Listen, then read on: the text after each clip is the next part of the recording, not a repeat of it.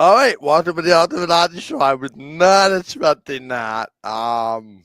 When Hey, they what's said with that tune? That's a whole new tune with the I bubbles, eh? don't know, I don't know. All I was told is that the platform had new features, and I guess that was one of them. Um, anyway, we have no control over that. That's just a countdown. The only control we have is never to play that countdown again. Um, but that being said, welcome to the Ultimate Hockey Show. Michael Red Petty. Not a lot to talk about this week because the Four Nations Cup final was the only hockey game, plus a couple of hockey games coming out of it, with the season resuming on Saturday. But I can't believe it. Like, I was looking at the schedule. I can't believe the number of teams that went back to back this weekend, Saturday, Sunday, coming out of the Four Nations tournament. Well, yeah. Edmonton being one of them. McDavid playing Thursday, then Saturday, then Sunday. Granted, I'm probably making a bigger excuse out of it than it needs to be, but it's just interesting how you part the season for 2 weeks and then it's like hitting the ground running. That being said, today is the first of 3 games in 4 nights for the Winnipeg Jets. If you can't find the game on TV, that's because it's on Amazon Prime tonight with John Forsland and company. Um, at 6:30, the Jets host the San Jose Sharks tonight at Yeah. the downtown arena. I'm Michael Joe, joined by Rick Petty. Good evening, Rick. How are you? Very good. How about you, Michael? Did not even sure if I did that in the opening, so I just did it again to be. You did not, so I'm glad you Okay, did I it did now. not, so I'm not crazy. So we're talking about it. There's one Jet team that I want to talk about, and quite honestly, it leaves a lot to talk about.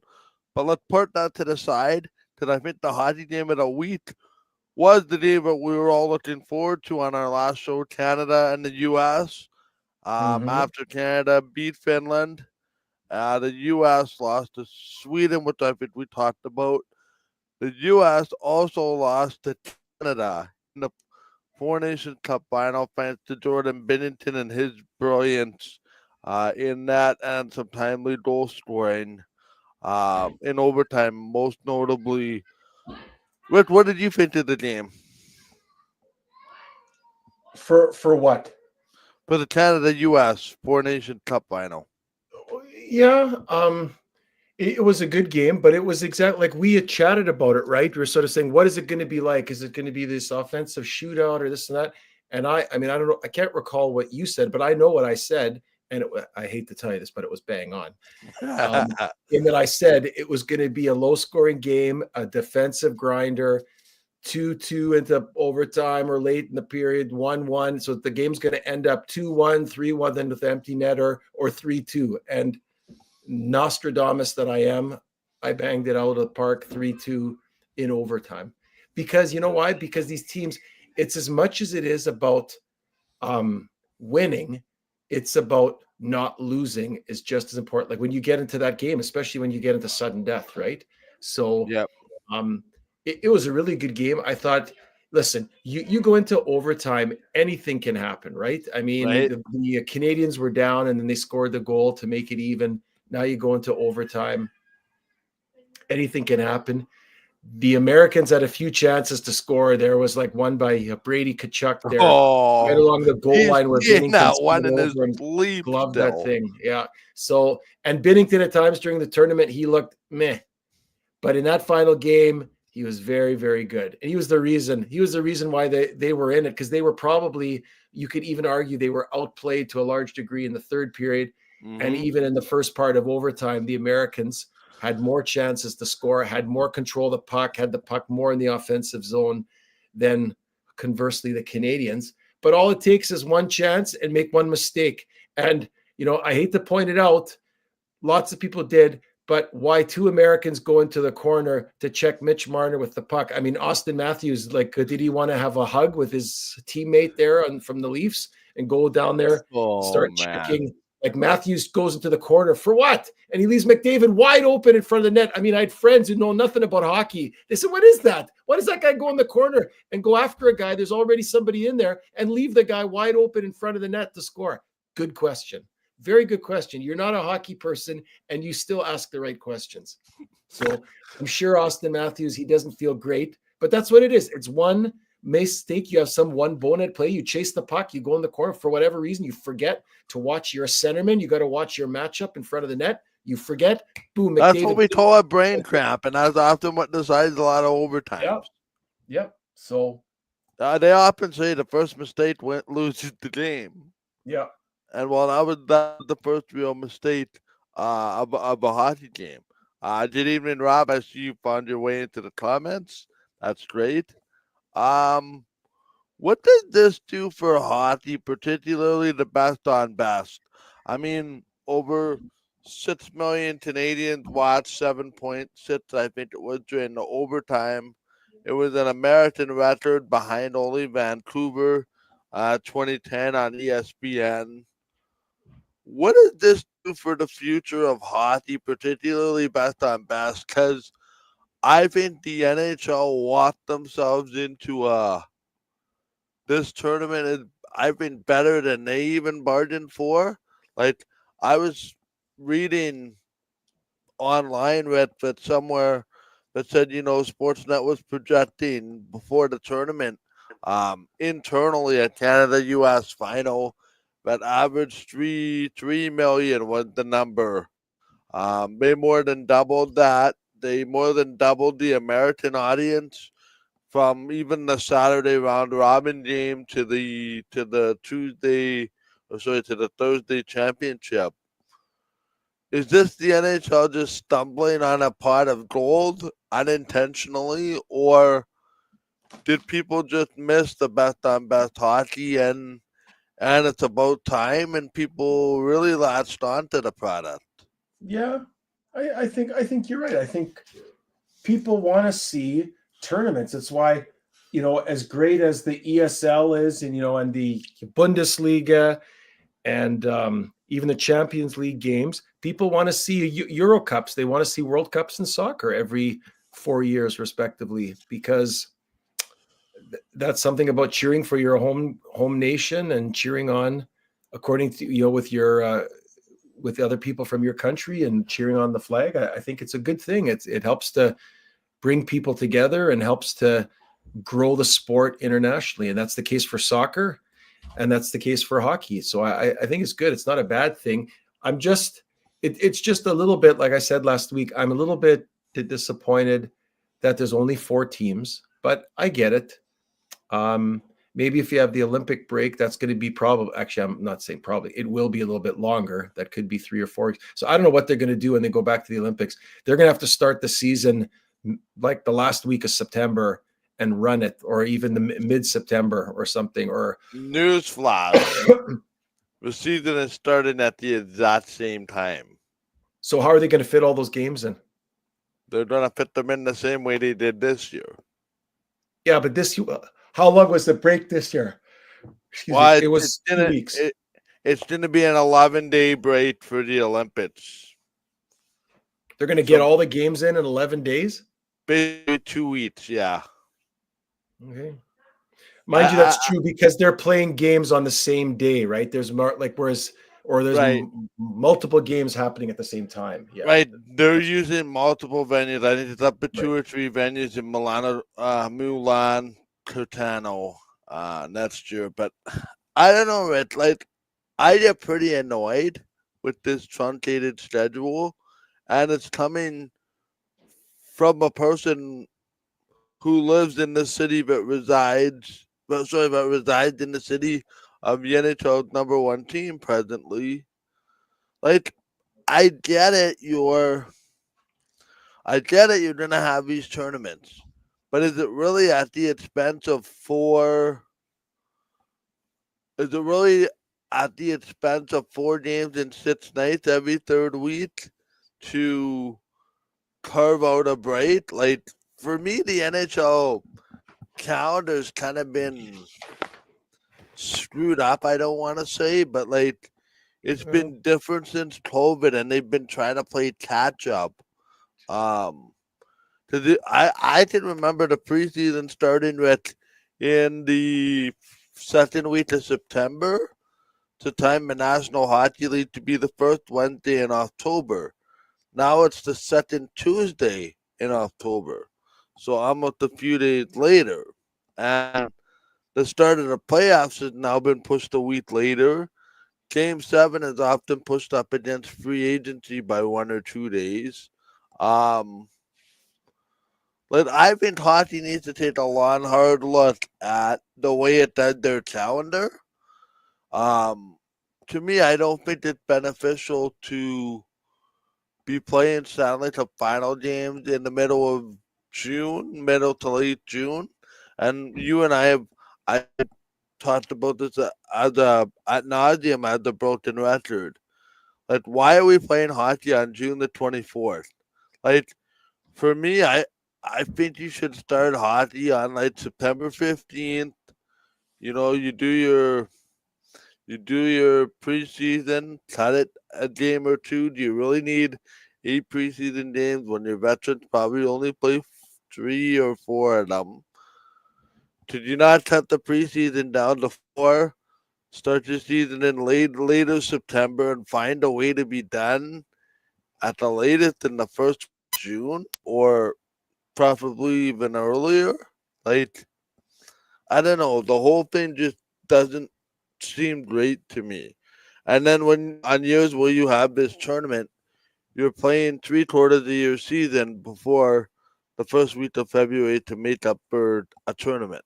So, I mean, I'm not the decision makers, but I can get behind an in-season tournament rather than September to the fact that um, the players are in their in-season shape, if you will.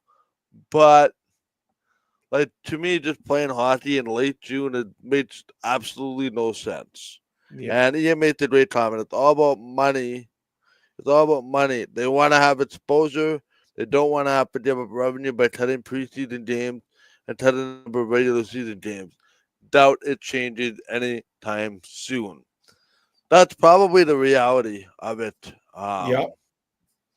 But again, I think you're losing the majority of fans the later you play into June. Not just my opinion. The fans and the audiences that will watch are mostly of the teams involved, in my experience.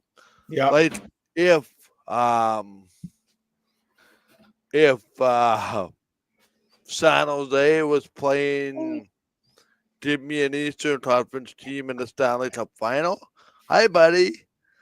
I'm not sure that I'm not sure that I would be wanting to watch it, right? So, true. unless my team was involved in the final, there Yeah, would be you're right. no there would be no time for a broader audience. I just in late June, but You're that's right. me. After the playoffs doesn't work, but I know they're doing it is sort of with the Olympics, but to do a Canada Cup or a Four Nations Cup, whatever you want to call it, and do it like they did for the Canada Cup back with Lemieux and Gretzky and so on. Do it in September. Yeah, Do it yeah, during he got evicted. So do it during the preseason, right, which is what they used to do, right? And they wouldn't interrupt the season. They'd still have the All-Star game, the All-Star break during the regular right. season, but they'd had that tournament for 2 weeks at the beginning of the season while everyone else was at training camp. Those players were playing and that was like their training camp, right? Right. So, yeah, I don't know. It's just interesting, right? Because then you don't if you play that in September, then the players aren't in mid-season shape, which could affect the product. I did we got the product at the highest level because everybody was in mid-season form, so to say. The yeah, the ticker is Canada lost Shea Theodore. Matthew Tkachuk is now going to miss some time in Florida. It's the price of doing business and playing hockey. yeah, yeah, Injuries are going to happen. yeah, We talked about this last week, but the World Cup is coming back in 2028. after the Olympics in 2026. For me, this best on best only works if it's a one-off sort of special event. I don't think you can have the world event, so to say, every Yeah. year. I think there needs to be every second year. I think to do a Four Nation Cup one year, to do a World Cup one year, to do Olympics in another year is too much. But I think you can have every second year in rotation with the Olympics, assuming you're going to want to go back to the Olympics and a deal is reached, which I think is going to happen now going forward. Um, every second year for some kind of best on best tournament seems to be the best option. And then what you do in those other years with your All Star game, um, I guess will be the sore thumb, if you will. Yeah. Yeah. You just have to make it work.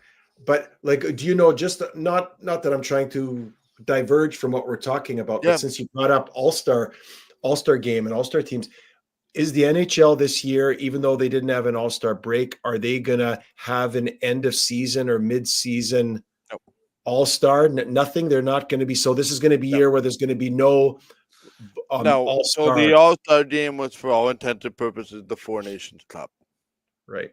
But no, you know how people would put it, like players would have, oh, I was at the All-Star game for six Yeah, times no. in my career, or I was all pro, or all they do is NHL first Yeah. team, NHL second team. That's all they're going to do at the end of the year. I mean, in theory, they could name All Star teams, but with no game, if there are incentives in people's contract. But as far as playing a game, that is not going to happen. But I guess they could name All Stars, if you will, just in a press release. But yeah, it's just very interesting, right? I mean, for me, I take the Four Nations Cup over the All Star game. Oh The yeah, answer: do me we too. know whether or not Josh Morrissey and Tanner Hellbuck back in the Jets lineup tonight? The answer is yes. You're right. Hellebuck, who had a rest on the weekend while Comrie played in St. Louis, and Morrissey, I believe, who was still ill. He had some Yep. type of bug. Yep. And has obviously gotten over it. It wasn't an injury; it was just a bug. So yeah, Josh Morrissey said today to the Winnipeg media, but he actually was planning on playing God through the morning state. Felt really sick after his pregame nap and couldn't find a way to go. But that's the way it is. It's over and done with, and it happens. That being said, Rich, do you have any closing thoughts on the Four Nations Cup? Well, I really liked it.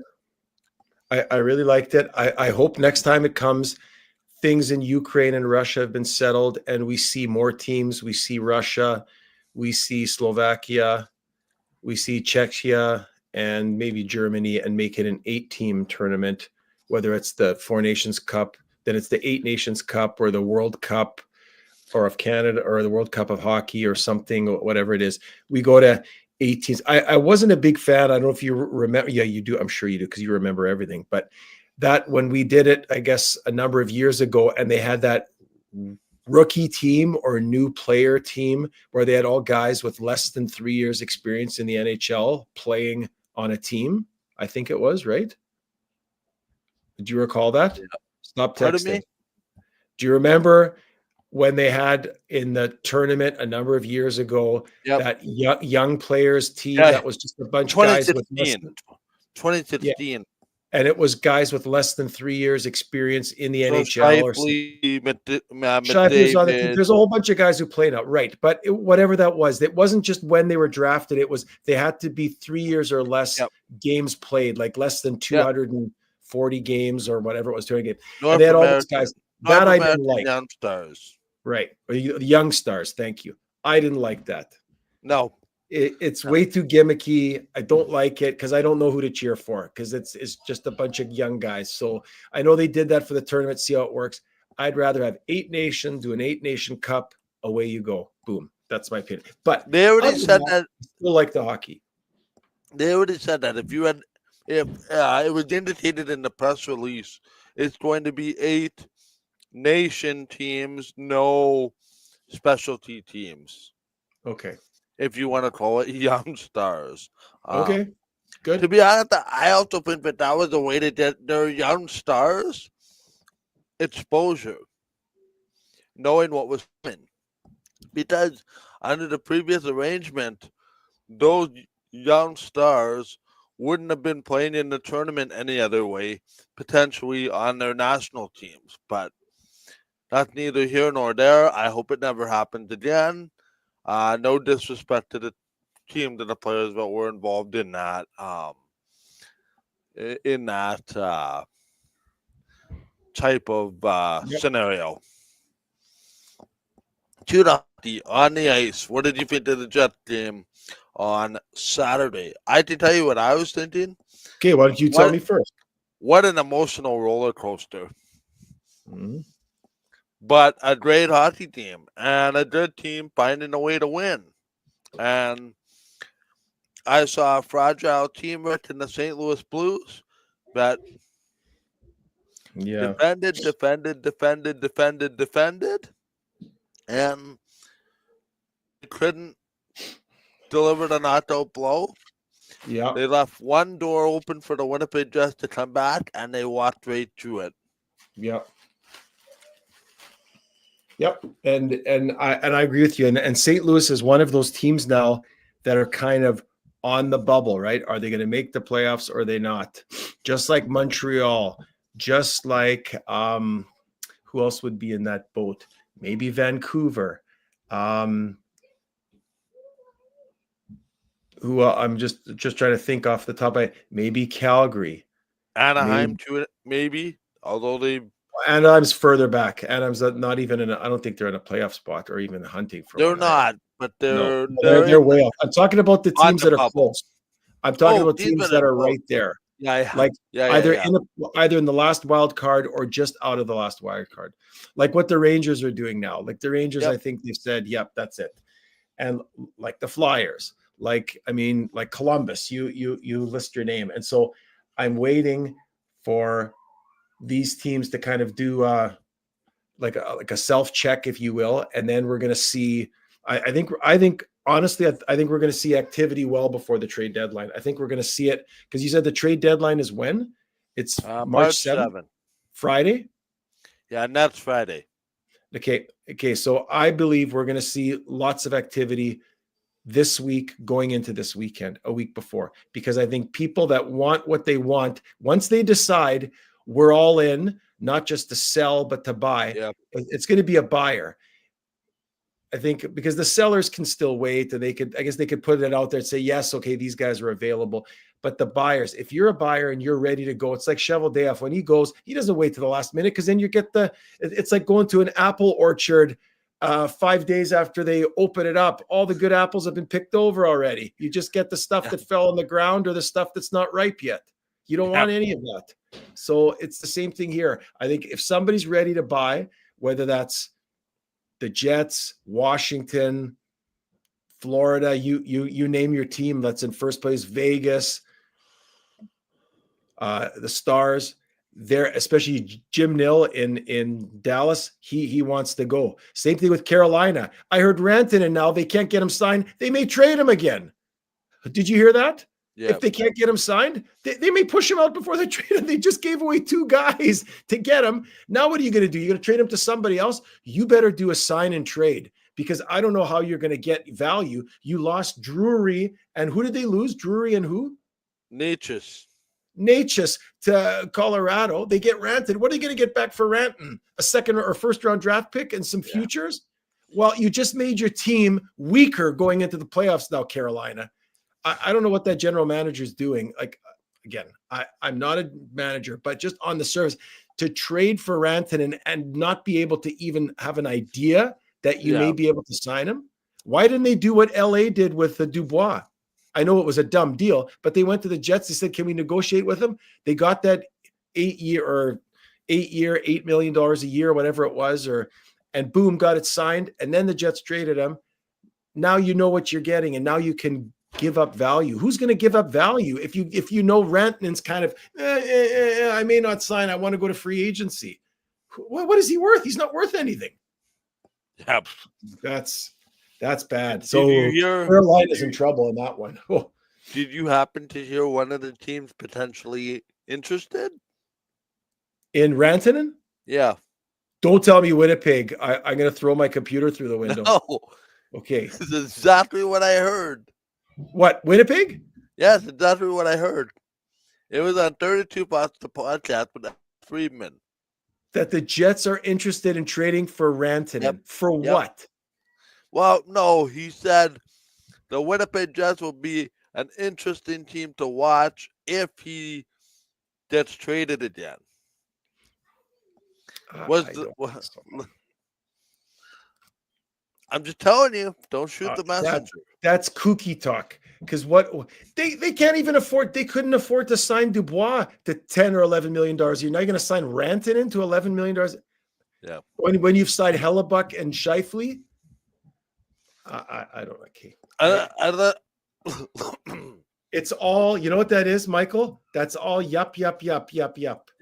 No, I agree. I've been guilty of stirring up talk too. I don't. That's not even worth a pot to pee in, to use an old expression. I don't think that rumor is not worth the pot to pee in. So, but I could be wrong. I could be wrong. Crazier things have happened, but yep. So, but anyway, I like what the Jets did on Saturday. They looked good.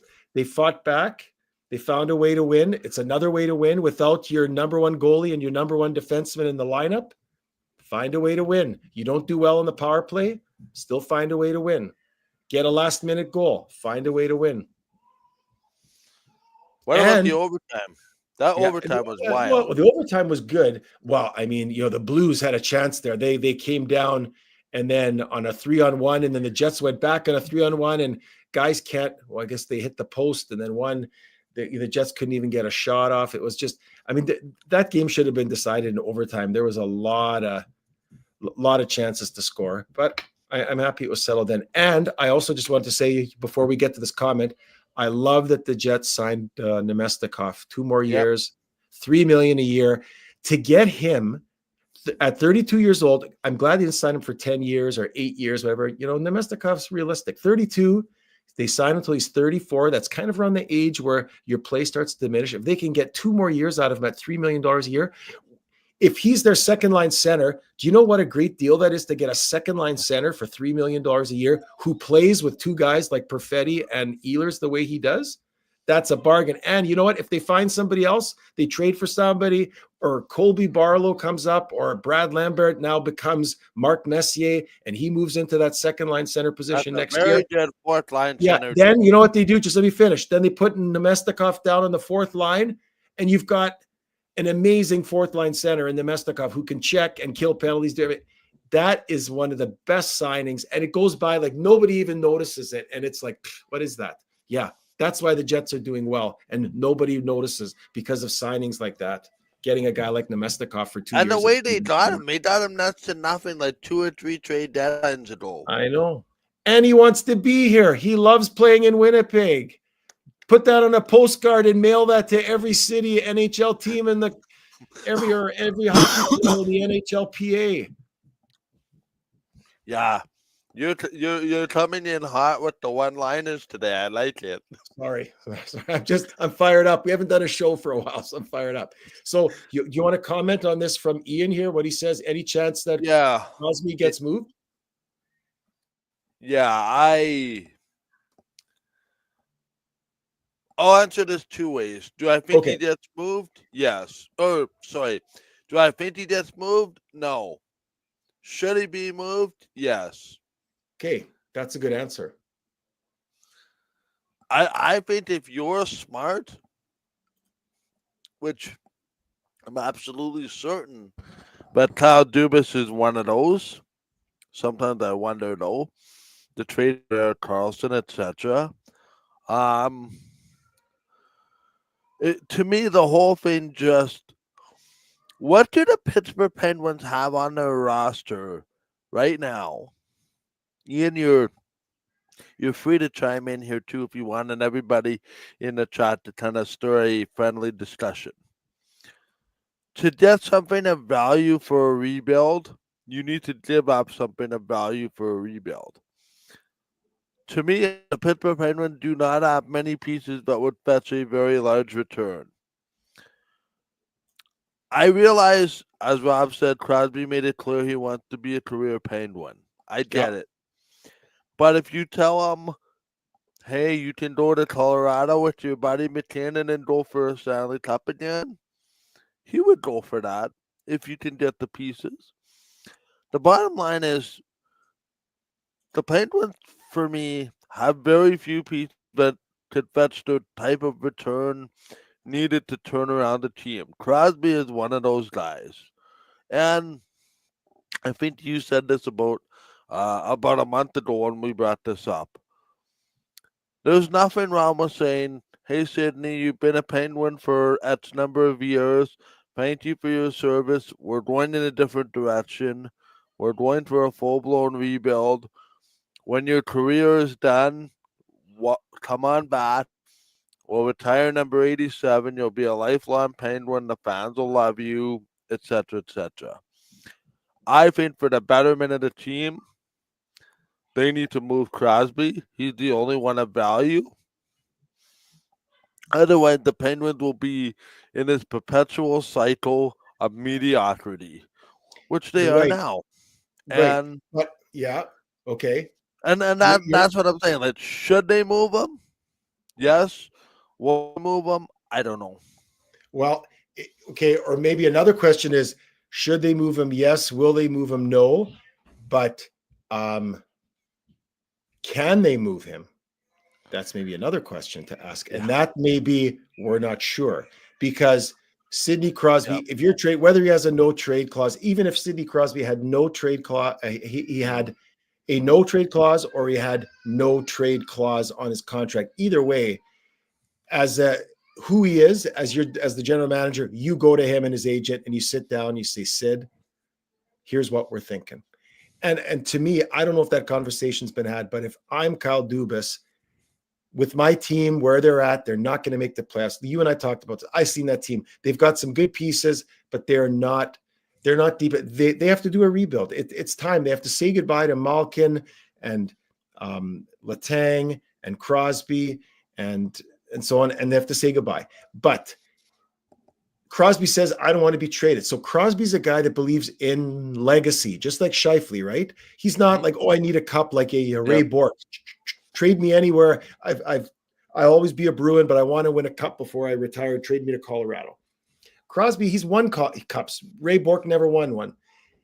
Crosby's won them, and I think he's like an Yzerman. I think he's this guy that just has this thing about tradition and legacy and being with one team for your whole career and not being this gun for hire. Maybe I'm trying to read things into his mind. But that's the sense I get from Sidney Crosby. That's the type of guy he is. So even though his team is not good, they're not going to make the playoffs. Is he going to fold up like a tent? No. He's going to work hard. He's going to go to the end of the season. He's going to talk great about his teammates and about his coach, and he's just going to do the right things, because that's who he is. He's always been that way. That's why he's an icon in hockey and in Canada. But should they trade him, and can they? You have that conversation and you try and convince him. If I'm Kyle Dubas, I sit him down and say, Sid, you've done everything for this team. You've won your cups. You've won for your country. You've won for the city. You've won your MVPs. You've won your Conn Smythes, your All-Stars, everything. Our team, and you may come back and be a consultant. You may buy into buy into ownership with Mario when you're done retiring. All these things are available to you. You made here your home, but to help us as a team, even for you, when you retire, to come back and have a position, a consultant, whatever, it's in the best idea or the best intent of our organization to trade you while you have value. Yeah, the best interest while you have value, trade you. We get something in return, and then you can still come back. We sign you to a one-day deal. You retire Penguin, we'll retire your jersey. You're going to go into the Hall of Fame, and everything's done. If I'm Kyle Dubas, I have that conversation with Sidney Crosby, not because I'm a jerk, but because as much as I love him and his legacy, I also love my team and I have to do what's right for my team. But I would still have that conversation. Now, if Sid came back and said, Kyle, I appreciate what you're saying. Yes, yes, yes, yes. But I don't want to be traded. I want to ride it out until I'm done. Then you have to honor that and whatever. But I would have that heart to heart in a real clear and meaningful way and sell it to him like that. Like you come back as a, on a consultant basis or assistant to the GM or whatever you want, part owner. And, because he's got a home in Pittsburgh, he's not going anywhere. He's going to live in Pittsburgh. So you can always bring him back. Right. But Yeah, and that's the interesting part, right? I mean, and that's what I said, right? Without that kind of thing, um, it's like you have a perpetual cycle of mediocrity until you fix the actual root of the problem. Um, the other thing is Crosby just signed a 3-year contract extension, so yeah, any deal that would have to be with salary retention, the Penguins would have to retain salary for the 3 years, as would the team that acquires them. So, uh, to me, Rhett, I think the whole him signing the contract extension for $8.7 million for the next 3 years precludes him from being traded. But as you said, crazier things have happened. And listen, I would not have had Colorado trade Mito Rantanen on the bingo card if you would have asked me in September. So, great discussion. Rob already talked about Ray Bortoli wanted to be traded to Colorado. Did you believe they had the best chance of winning the cup? Any other team was a flat out no. Yep, kind of addressed that. Ray Bort was a pretty interesting character when I was watching. Remember watching him as a kid. That was, for the most part, when the West went through Detroit, Yzerman and Cole, or Colorado. New Jersey teams were good back in the day too, with Brodeur. Um, it just seemed like every other Stanley Cup was like, excuse me, either New Jersey and then a New Jersey, Colorado, New Jersey, Detroit, that kind of combination. But that being said, actually, I believe that was also around the time where Detroit was in the Western Conference, so that might not even have been available. I know that was also a time when I know it's another Eastern Conference team, but Buffalo went in there for a year. They played Dallas for a year, so there was a lot of the hockey was certainly different growing up for me than it was now, um, for sure. And again, I wonder too, and I know we're talking about Crosby and it's kind of off the beaten path from what we wanted to yeah, talk about today, but that's okay. I also think today's players wired differently. Most yeah, players don't necessarily care about legacy. They want to go, where can I go that gives me the best chance to win? Not necessarily one guy staying where he is for his entire career. I think that's the mindset that's changed. Um, Crosby appears to be, you know, what I would suggest to you is an old fashioned um, guy where it's like he's won his cups, he's won his whatever. He's okay being somewhere for the length of his career. That is not normal. Um, Sidney Crosby's not wired like a lot of hockey players. Frankly, I don't think he's even wired the way most people are wired. You know, just from a motivational standpoint. Always working to be better. I mean, what we saw at the Four Nation Cup, even with Sidney Crosby, like he's still got it. Like when he retires, despite all the missed opportunities for the NHL to go best on best, um, Crosby will be one of the best to ever wear a Canadian jersey when his career is done. And it's unfortunate that we were subjected to a large gap with no best on best hockey. So I hope that answers your question, and that's where I sit. okay. Rhett, I'm assuming you're the same way. I'm not sure. Did you were you able to articulate your thoughts on that, man? Is Yeah. there anything you'd like to add? No, no, that's it. Okay, yeah. So that's that. That being said, I want to pull this um sort of Frasian's question a different way when it comes to the Winnipeg Jets. Are we still of the mindset that the Jets need to do very little? Well, that's a really good question. I mean, I was just reading. It's funny you said. I was just reading today on TSN. They're referring to the Jets as the Angry Jets, with the logo with flames coming out of it because Hellebuck lost in the final, because Connor got scratched in the final game, because Shifley wasn't even picked for the tournament, and Morrissey to a lesser extent. But I guess he got sick; he wasn't able to play last game. But I'm saying they're the number one team in the NHL. Their number one centerman wasn't picked, and their number one left winger, their number one scorer, was scratched in the last game. I mean, when I look at that game, the Americans sure could have used somebody to score a goal or two, eh? When you only score two. Yep, yeah. They stretched the pure goal scorer for a guy that has grit in Okay. Chris Kreider. Yeah, so that's fine. That's what they did. But I'm just saying they're talking about the Jets being the angry Jets, and then it says, "Will the Jets' winning ways force Cheveldayoff to go all in?" I am still of the strong opinion that because the Jets are, if the Jets were, so let's say this, so let's say hypothetically they're not the Winnipeg Jets, they're the Colorado Jets, or they are the, even better, the Florida Jets, the Tampa Bay Jets, the New York Jets. I hate to say it, or the Toronto Jets, the Boston Jets.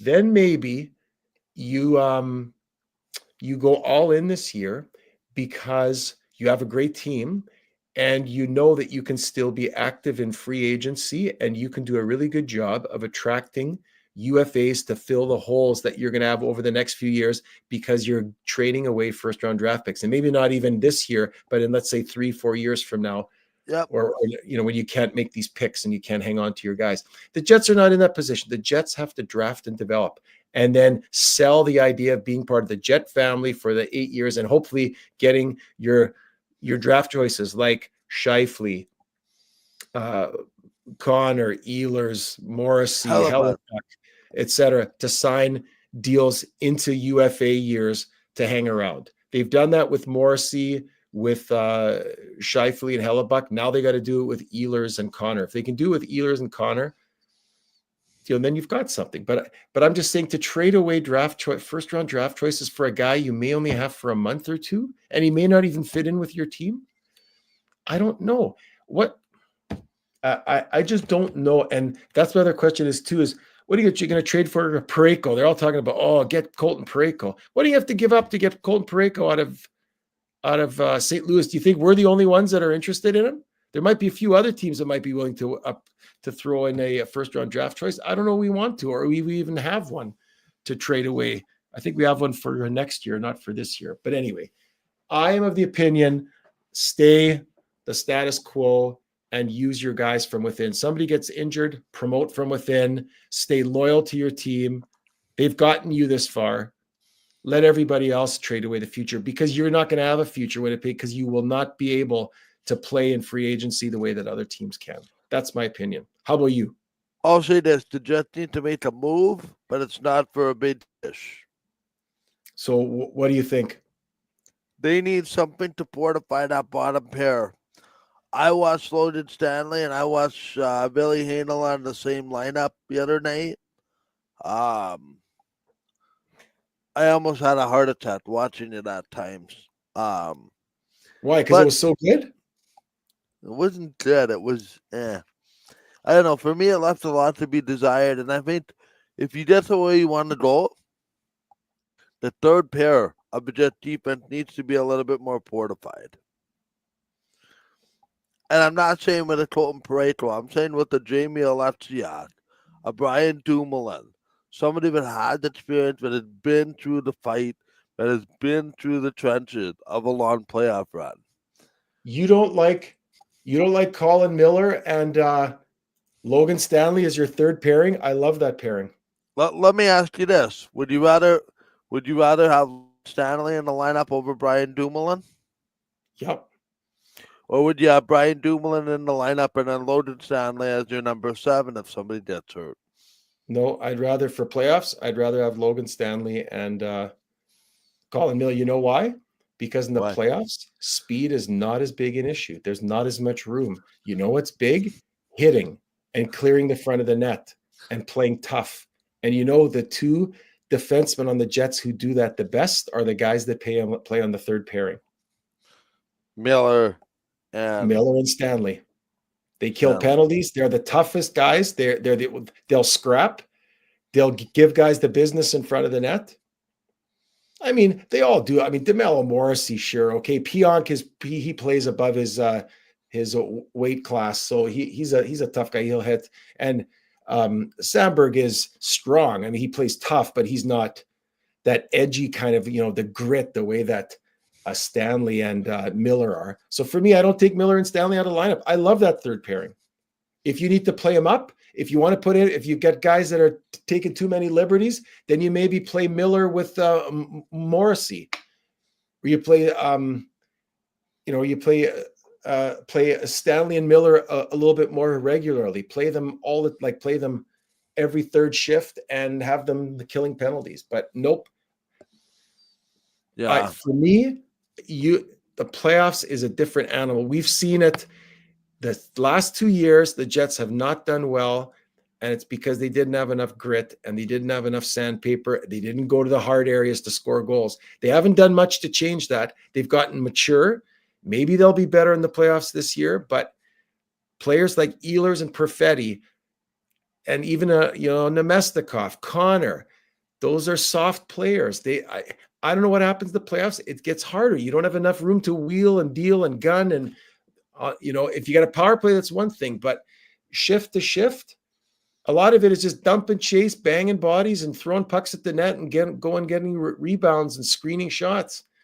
The Jets don't do that regularly. So I'm just saying I don't know how they're going to end up in the playoffs. But that being said, you're not going to change your whole team now. This is your team. I would not add anything. In my mind, I'm not mortgaging the future just to add some guy, and maybe he doesn't fit into your team, and then he's gone as soon as the Jets are out of the playoffs and he signs a free agent deal somewhere else, and you've lost the first-round draft pick and that guy. If you can guarantee, if you could somehow in behind the scenes, he guarantees says, I love Winnipeg. I'm here. I wanted to come here. I love this team. I love this culture. I'm going to sign my deal with you after the season's over as a UFA for 3 years. Then I trade. But I'm not doing these trades anymore and throwing away first-round draft picks. Yeah, fair enough. I did. Very quickly, I want to talk about the Edmonton Oilers. They gave up 6 and they gave up 7 goals, 13 goals in 2 games. Yeah. The Oilers had an extended vacation, it seems. Their first two games on the Eastern road trip not good before they go into Tampa Bay tomorrow. Are the Oilers for real? The Oilers are a good team. Are they for real? I don't know if I put them in the same class right now, defensively and as a team structure, the same way as the Jets. The Oilers can sometimes outplay their shortcomings with great offense and great power play, but that team still has lots of holes defensively. They don't have enough of the balanced scoring. When their superstars score and their other 2 lines play even the other team and they get a goal on the power play, they win a lot of games, and their goalie doesn't let in any soft goals, they win. But Stuart Skinner hasn't been great. I just read online today, I was reading that the Oilers are talking about making the rumor has it that Jordan Binnington is in play now. St. Louis, they're going to be a seller. They're talking about reuniting the Shen brothers in Nashville. So they're talking about moving, is it Luke from St. Louis? No, Luke is in. No, Braden. Who's the centerman? Braden, right? Braden, yeah. Braden. So moving Braden from St. Louis to Nashville, reuniting them. They're talking about Jordan Binnington going to Edmonton to be their number 1 goalie. Wow. Okay. I don't know, but Edmonton's a good team. But they're, like we said at the beginning of the season, that goaltending, Stuart Skinner was amazing last year in the playoffs. He's one of the reasons why they made Yeah. it all the way to the Stanley Cup final and to Game 7, overtime. Sealand, we're having the same discussion that we had with Jordan Bennington after the first couple of games of the Four Nations Cup. Yeah. Which is why, to be honest with you, I find it very difficult to commit to a goaltender. Unless your name's Connor Hellebuck, Jake Ottinger, among others. Yeah. But I mean, Jordan Bennington has proved it. I mean, his numbers aren't great this year, but he's not on a good team, right? So, Right. but look how he was when he was in front of a good team and had something to play for. He's a pretty good goalie. Yeah. Yeah. So maybe he goes to Edmonton and that rejuvenates his career. But what are the Oilers going to have to give up? They probably have to send Stuart Skinner back.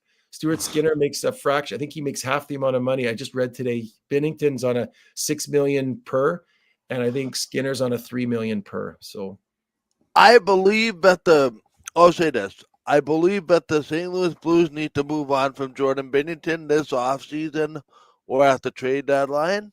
okay. I'm just not sure the answer is Edmonton. Yeah. But to your question, like you're asking who's like, are there going to be sellers? I think there are going to, and I think St. Louis is going to be a seller. I just heard their GM just on the weekend talk again about we've got really good players, but a lot of them are not having very good seasons. And there comes a point where even if you have good players, even if they've done lots of good things for you in the past, if it's not happening now, you've got to make a decision before you're forced to make a decision. You got to make a decision when you still have the ability to make a really good decision. The other thing is, too, I think St. Louis find a net with Joel Hofer, as we saw on Saturday. No, but I'm saying if they're trading away Binnington, any team that they trade Binnington to is going to want to move their goalie to free up that space. You're not going to bring in a goalie at 6 and be your number one goalie. What are you going to do with your number 1 and number 2 in your lineup right now? Maybe you can send your number 2 down. Yeah. Maybe you can't. But Stu Skinner, for me, if you're talking about a Stu Skinner to St. Louis, that makes a lot of sense for the St. Louis Blues. You have a goaltender that's half the price, has experience. You have a backup in Joel Hofer. You have a 1A, 1B scenario. Yep. And it's just retooling for now. You can do more later, but this is just about you're going to get Skinner back, and you're probably going to get a draft pick or a good prospect. Or maybe a first rounder in terms of a draft pick, especially after how Jordan Binnington played at the Four Nations. So, yeah. Yeah, you talked about moving a player who always stock is high, right? Yep. And Jordan Binnington's stock might not be higher right now. Yeah, exactly. Last question on the Four Nations that I kind of had, but it's kind of tied to Jordan Binnington. Is he the shoe number 1 now at the Olympics, at least to start? Well, I think so. Yeah. Barring some major injury or something happening or somebody just really coming on in the next few years. I mean, the Thompson, he could win the Stanley Cup this year with the Washington and be the Conn Smythe winner. His stock then goes through the roof compared to how it is right now, right? He wasn't even on the team. I would have had him on the team before Binnington and for sure before Hill. But so. Yeah. Anyway, let's talk about how the Jets are going to do this week. We have 3 minutes left in our show. Okay. Quick update. We will not be on next Monday. We'll be on closer to the deadline or after the deadline. Yeah. Either next Friday or next Saturday or next Sunday. But certainly not on the Monday, and certainly not this coming Monday. So I don't know how far you want to take this how will the Jets do this week segment. Well, why don't we do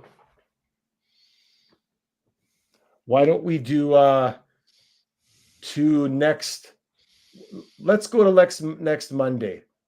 Let's go the next 4 games. We'll just go the next 4 games, and then it is what it is. So we got home against San Jose, on the road, Ottawa, Nashville, and then at home to Philadelphia on Saturday. Hockey Night in Canada. I'm going to that game, by the way, because as you know, the Flyers are my favorite non-Jet team, or one of them. 3-1. Okay. 3, and you're not going to tell me who they lose to, or you're just going to leave that Nashville. open? Nashville. Okay. I like 3-1 too, but I think they're going to lose to Ottawa. So, but okay. I like 3-1. Yeah. I like 3-1. They just continue to roll. Red Petty, our favorite hockey team, is going for a 10th straight win tonight. Can you believe that? And I believe, look at comments here in the comment section. People believe 4-0. I love it. I love the confidence level from the listeners. I love it. But I love it. I just don't know about the bat-to-bat Ottawa-Nashville. Yeah, that'll be tough, but that's okay. But I still like the way they're playing coming out of the break. Yeah. Hellebuck and Morrissey are back in the lineup. San Jose is not a good team. This should be an easier win, but these are always those ones on the you say, oh, that's going to be an easy one, and then something happens and the Jets don't look their best in that game, right? But I still think they should win tonight. They'll go 3-1, and yeah.